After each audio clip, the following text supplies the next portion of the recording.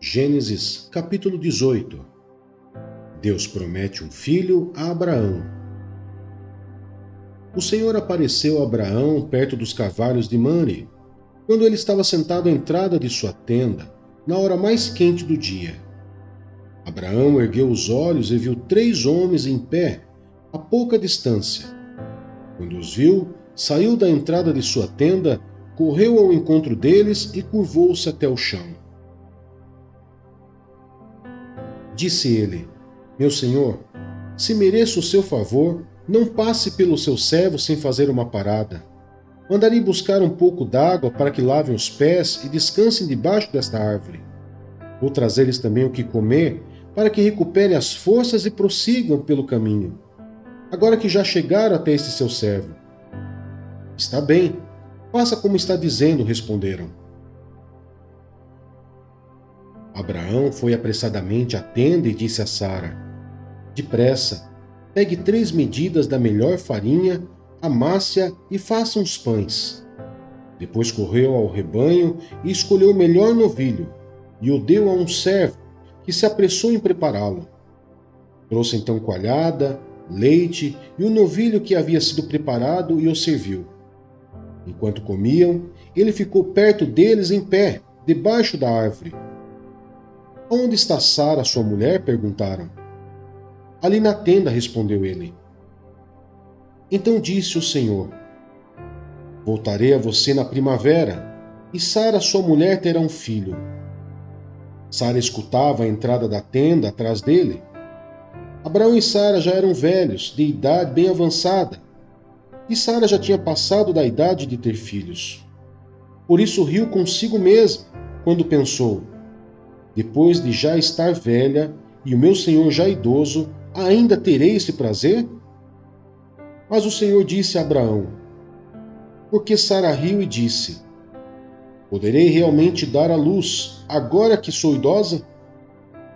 Existe alguma coisa impossível para o Senhor? Na primavera voltarei a você, e Sara terá um filho. Sara teve medo e por isso mentiu. Eu não ri. Mas ele disse: Não negue, você riu. Abraão intercede por Sodoma. Quando os homens se levantaram para partir, avistaram lá embaixo Sodoma, e Abraão os acompanhou para despedir-se. Então o Senhor disse: Esconderei de Abraão o que estou para fazer? Abraão será o pai de uma nação grande e poderosa, e por meio dele todas as nações da terra serão abençoadas. Pois eu o escolhi para que ordene aos seus filhos e aos seus descendentes que se conservem no caminho do Senhor, fazendo o que é justo e direito, para que o Senhor faça vir a Abraão o que lhe prometeu.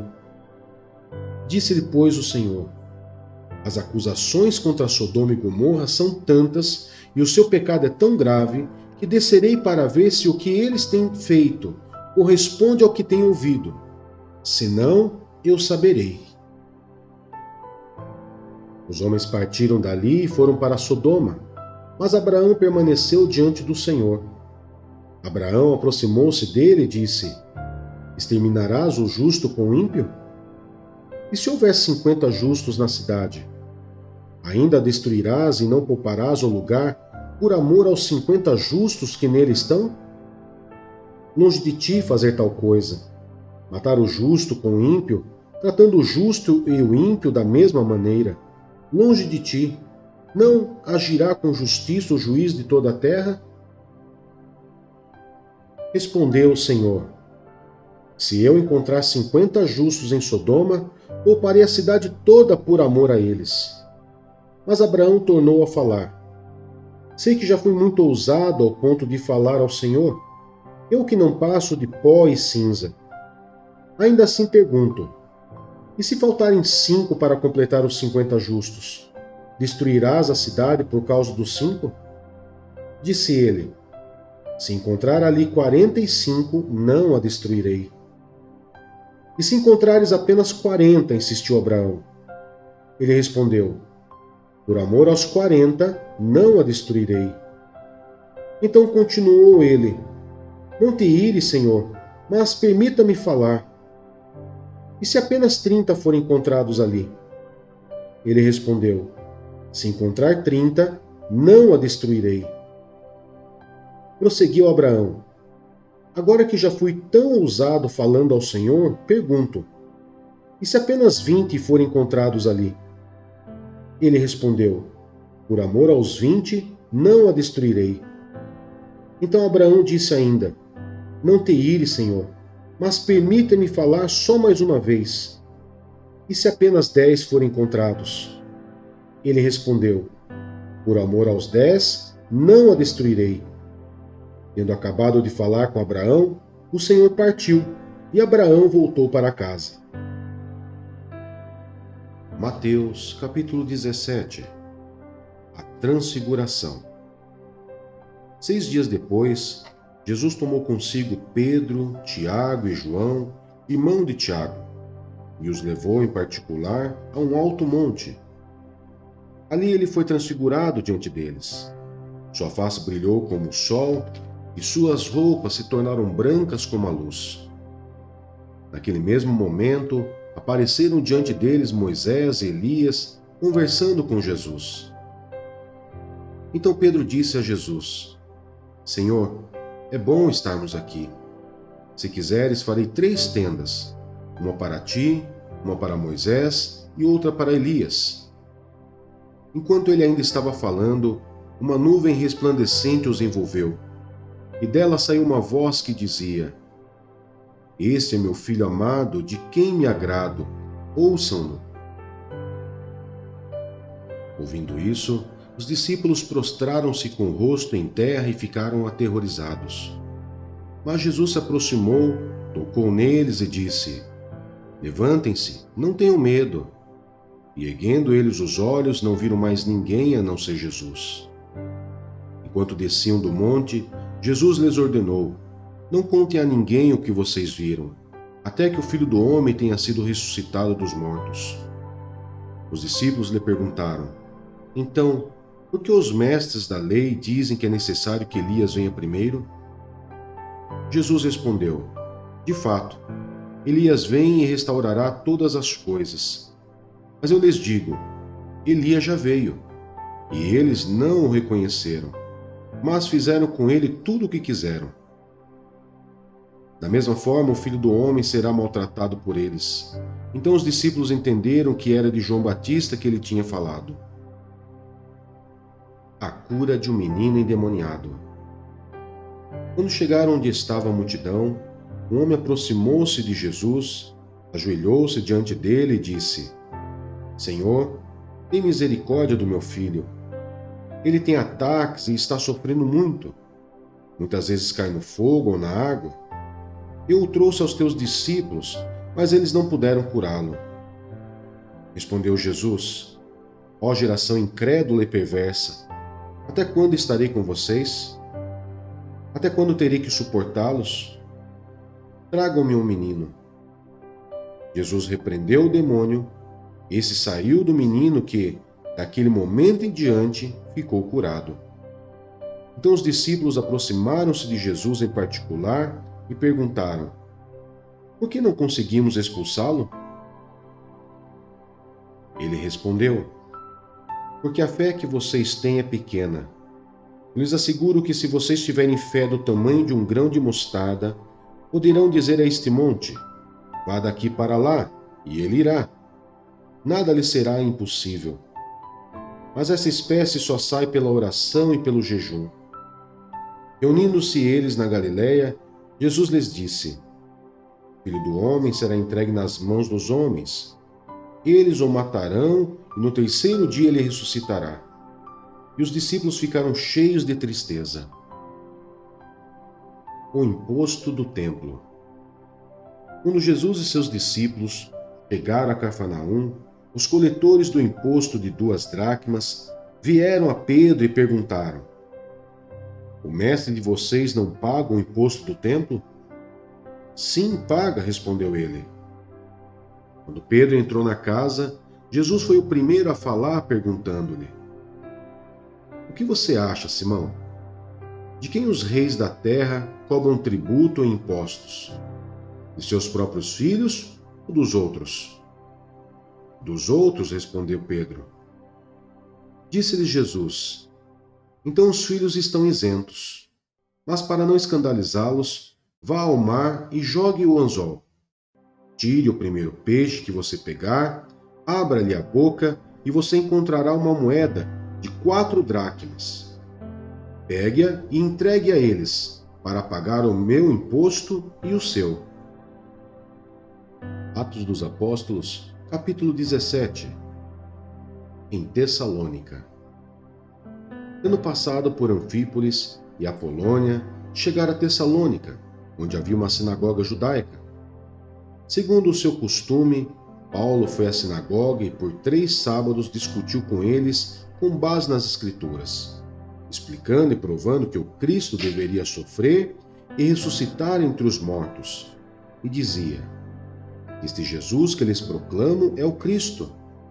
Alguns dos judeus foram persuadidos e se uniram a Paulo e Silas, bem como muitos gregos tementes a Deus e não poucas mulheres de alta posição. Mas os judeus ficaram com inveja, reuniram alguns homens perversos dentre os desocupados e com a multidão iniciaram um tumulto na cidade.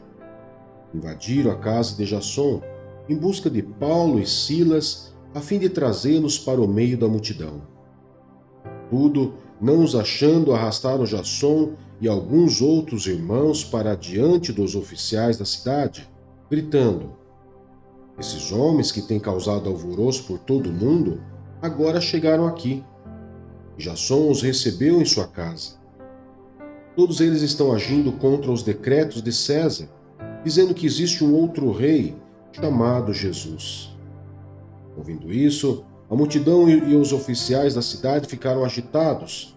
Então receberam de Jasson e dos outros a fiança estipulada e os soltaram. Em Bereia. Logo que anoiteceu, os irmãos enviaram Paulo e Silas para Bereia.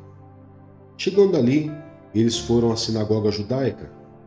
Os bereanos eram mais nobres do que os tessalonicenses, pois receberam a mensagem com grande interesse, examinando todos os dias as Escrituras para ver se tudo era assim mesmo.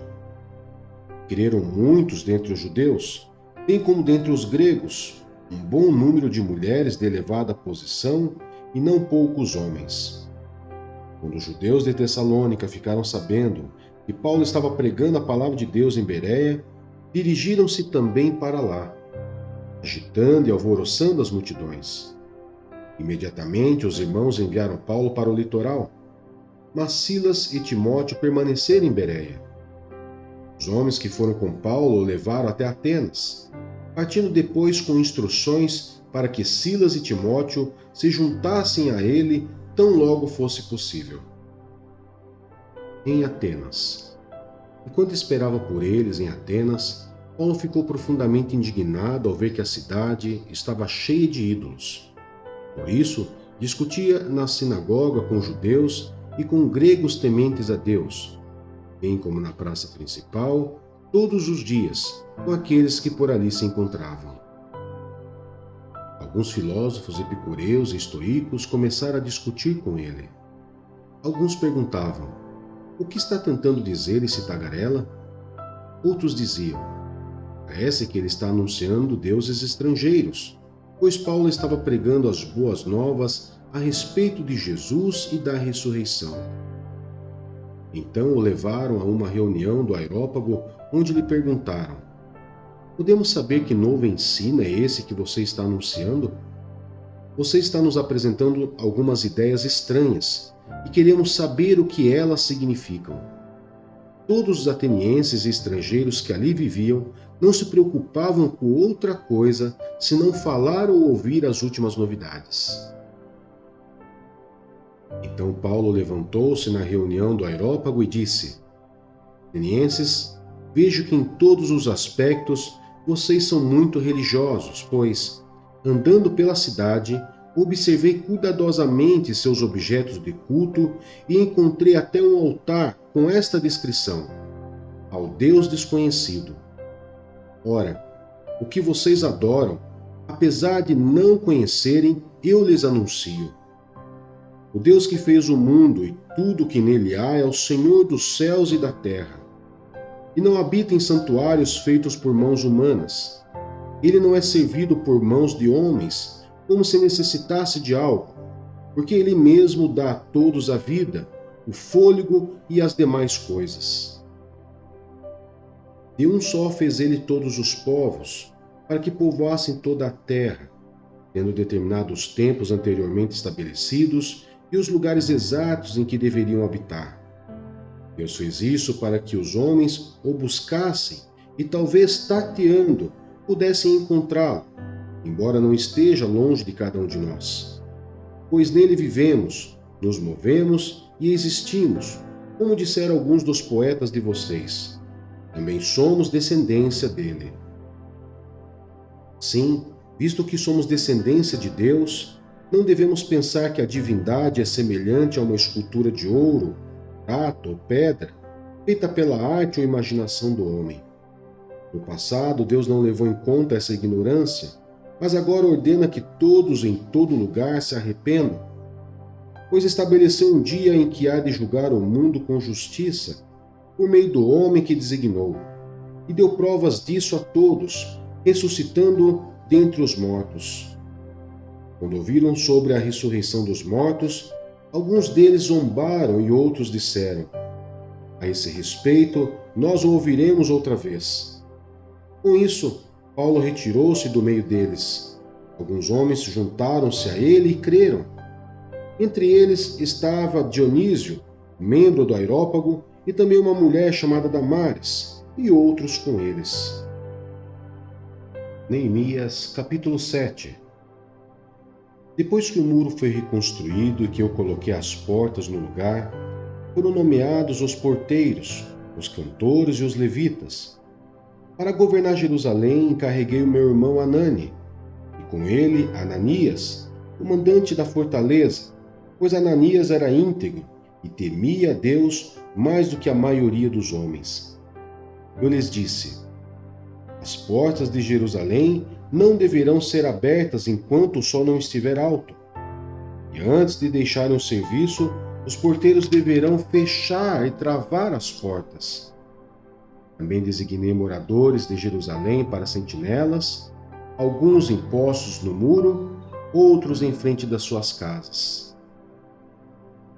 A lista dos exilados que retornaram. Ora, a cidade era grande e espaçosa, mas havia poucos moradores e as casas ainda não tinham sido reconstruídas. Por isso, o meu Deus pôs no meu coração reunir os nobres, os oficiais e todo o povo para registrá-los por famílias. Encontrei o registro genealógico dos que foram os primeiros a voltar. Assim estava registrado ali. Esses são os homens da província que voltaram do exílio, os quais Nabucodonosor, rei da Babilônia, havia levado prisioneiros. Eles voltaram para Jerusalém e para Judá, cada um para sua própria cidade, em companhia de Zorobabel, Jesua, Neemias, Azarias, Raamias, Naamane, Mardoqueu, Bilsã, Misperete, Bigvai, Neum e Baaná. Esta é a lista e o número dos que retornaram, pelos chefes de família e respectivas cidades. Os descendentes de Parós, 2.172. De Cefatias, 372. De Ara, 652. De Paate-Moabe, por meio da linhagem de Jesua e Joabe, 2.818. De Elão, 1.254. De Zato, 845. De Zacai, 760. De Binui, 648. De Bebai, 628. De Azigade, 2.322. De Adonicão, 667. De Bigvai, 2.067. De Adim, 655. De Ater, por meio de Ezequias, 98. De Assum, 328. De Bessai, 324. de Arife, 112, de Gibeon, 95, das cidades de Belém e de Netofate, 188, de Anatote, 128, de Bet-Azimavete, 42, de Kiriat Jearim, Sefira e Beirote, 743, de Ramá e Geba, 621, de Miquimás, 122, de Betel e Ai, 123, do outro Nebo, 52, do outro Elão, 1254, de Arim, 320, de Jericó, 345, de Lode, Adide e Ono, 721, de Senaá, 3.930. Os sacerdotes, os descendentes de Gedaías por meio da família de Jesua, 973, de Imer, 1052, de Pazur, 1247, de Arim, 1017. Os levitas, os descendentes de Jesua, por meio de Cadmiel, pela linhagem de Odeva, 74. Os cantores, os descendentes de Asaf, 148. Os porteiros do templo, os descendentes de Salum, Ater, Talmon, Acube, Atita e Sobai, 138. Os servidores do templo, os descendentes de Zia, Azufa, Tabaote, Queros, Sia, Padom, Lebana, Agaba, Salmai, Anã, Gidel, Gaar, Reaías, Rezim, Necoda, Gazão, Uzá, Pazéia, Bessai, Meunim, Nefuzim, Baquebuque, Acufa, Arur, Baslite, Meida, Arsa, Barcos, Cícera, Tamar, Nesias e Atifa. Os descendentes dos servos de Salomão, os descendentes de Sotai, Soferete, Perida, Jaala, Tarcom, Gidel, Cefatias, Atil, Oquerete, Azebaim e Amon. Os servos do templo e os descendentes dos servos de Salomão, 392. Os que chegaram das cidades de Tel-Melá, Tel-Arsa, Querube, Adom e Imer, mas não puderam provar que suas famílias eram descendentes de Israel. Os descendentes de Delaías, Tobias e Necoda, 642. E dentre os sacerdotes, os descendentes de Ebaías, Acós, Barzilai, homem que se casou com uma filha de Barzilai de Gileade e que era chamado por aquele nome. Esses procuraram seus registros de família, mas não conseguiram achá-los, e dessa forma foram considerados impuros para o sacerdócio. Por isso o governador determinou que eles não comessem das ofertas santíssimas enquanto não houvessem um sacerdote para consultar o Urim e o Tumim. O total de todos os registrados foi 42.360 homens, além dos seus 7.337 servos e servas. Havia entre eles 245 cantores e cantoras, possuíam 736 cavalos, 245 mulas, 435 camelos e 6.720 jumentos. Alguns dos chefes das famílias contribuíram para o trabalho. O governador deu à tesouraria 8 quilos de ouro, 50 bacias e 530 vestes para os sacerdotes. Alguns dos chefes das famílias deram à tesouraria 160 quilos de ouro e 1.320 quilos de prata para a realização do trabalho. O total dado pelo restante do povo foi de 160 quilos de ouro, 1.200 quilos de prata e 67 vestes para os sacerdotes. Os sacerdotes, os levitas, os porteiros, os cantores e os servidores do templo, e também alguns do povo e os demais israelitas, estabeleceram-se em suas próprias cidades.